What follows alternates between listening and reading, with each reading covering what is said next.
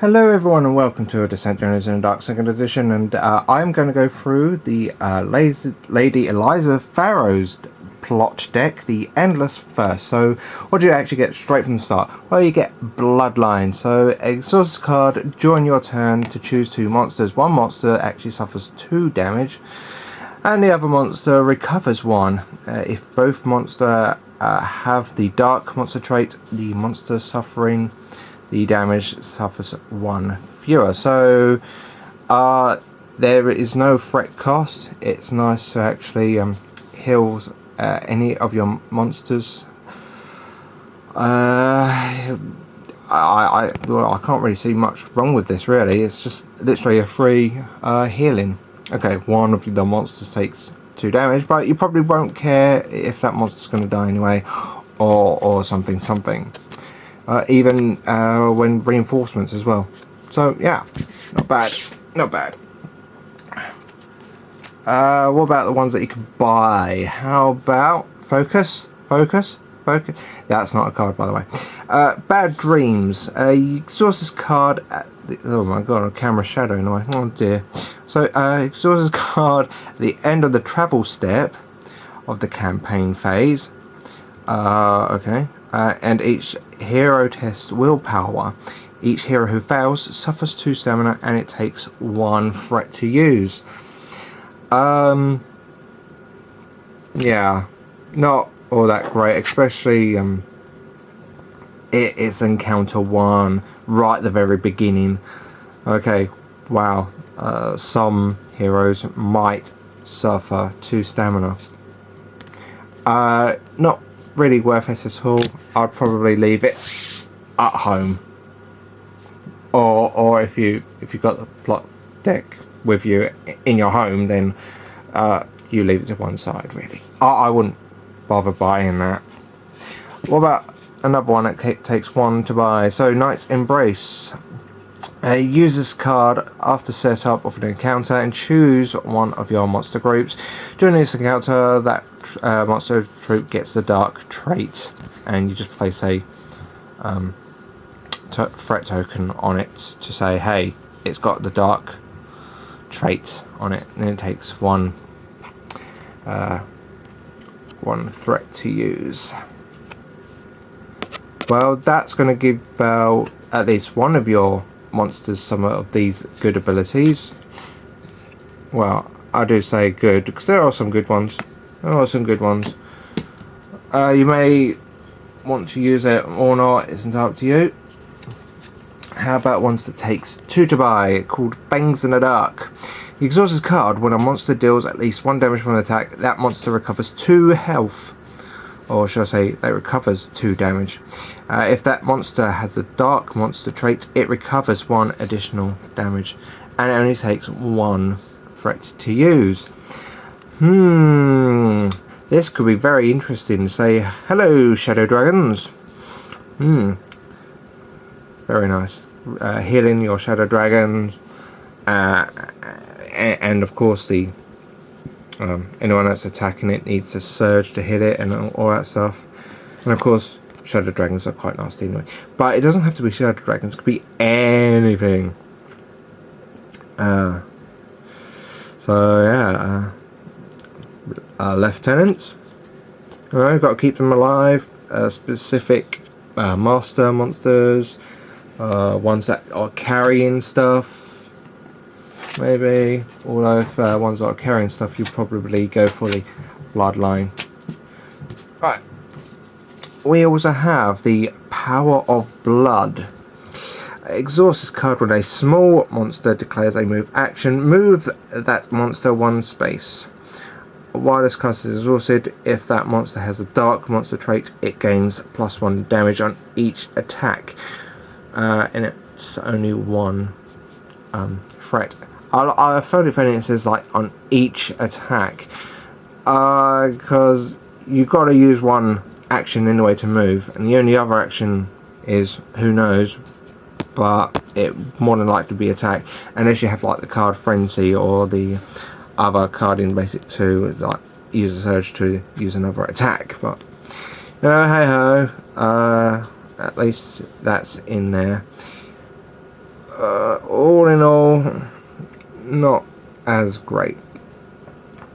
It helps you run away a little bit more, I guess. Sorry. Yeah, like our objective token run away. What else? Nighttime Hunt. Exhaust this card when a monster with the dark monster trait performs an attack. Before dice are rolled, add a yellow dice. Exhaust this card when a monster with the dark monster trait is attacked. Before dice are rolled, add 1 black to its defense pool. It only takes 1. So you have the choice of having a yellow dice for your attack or a black extra dice for your defense. Yet again, it just reminds me of the Shadow Dragon, especially with the yellow dice to try and get the flamethrower ability. Well, that's what I'll call it anyway. Shadow Dragon, use flamethrower and all that stuff. Yet again, there's plenty of other beasts that would go well with the extra yellow dice. Even if you think some of the heroes are going to set up some kind of special awesome attack. Hold on. Okay, sorry about that. Stupid dog. Right, so yeah, the black defense dice could actually be used for if you think the heroes are going to set up some kind of uber breakthrough or something. So yeah, there you go. Heroes wants to try and break through because of their last ditch effort using heroic feats and stuff. You may want to save it for the black defense dice. All in all, not a bad card to use. I think this might be a little bit expensive on there, but hey ho. Alright, you get Scent of Blood free to buy. Exhaust this card when a monster attacks a hero that has 6 or more damage tokens on his hero sheet. That should be on their hero sheet because, let's face it, it'll be his or her. Before dice are rolled, the attack gains surge plus 3 damage. Monster has a dark monster trait. You may re-roll the attack die once during the attack, and it only takes 1 threat to use. I can see this card using a lot more of an encounter 2 thing, where you could just easily hit down those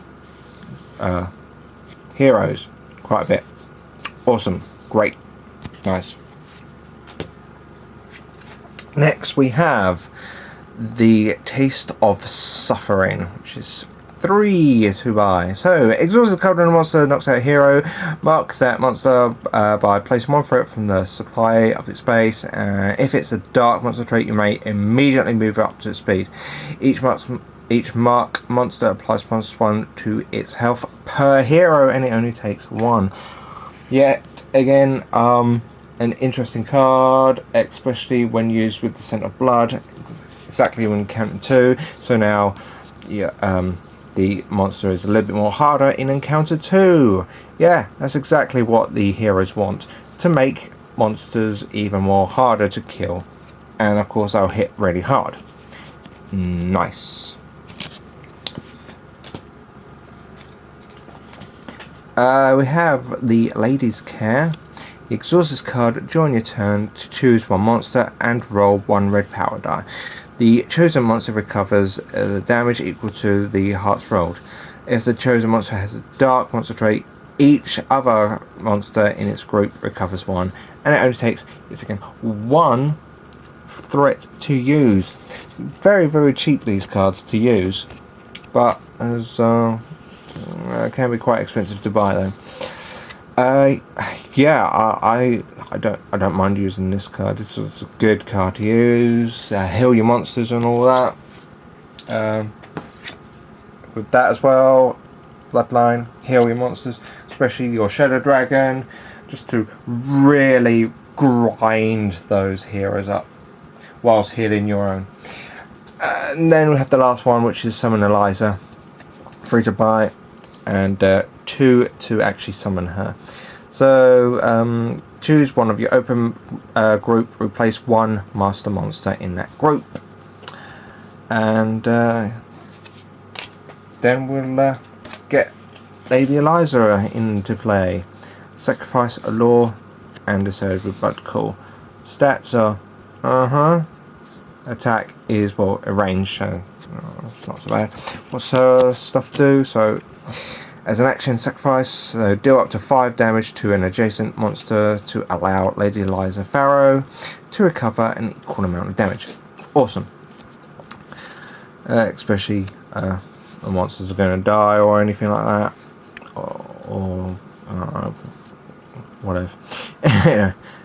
Another action here, Allure. You may choose a hero within 3 spaces of Lady Eliza Farrow to test willpower. If the hero fails, move the hero 1 space in any direction, preferably down the pit or into lava, and the hero is stunned or possibly dead.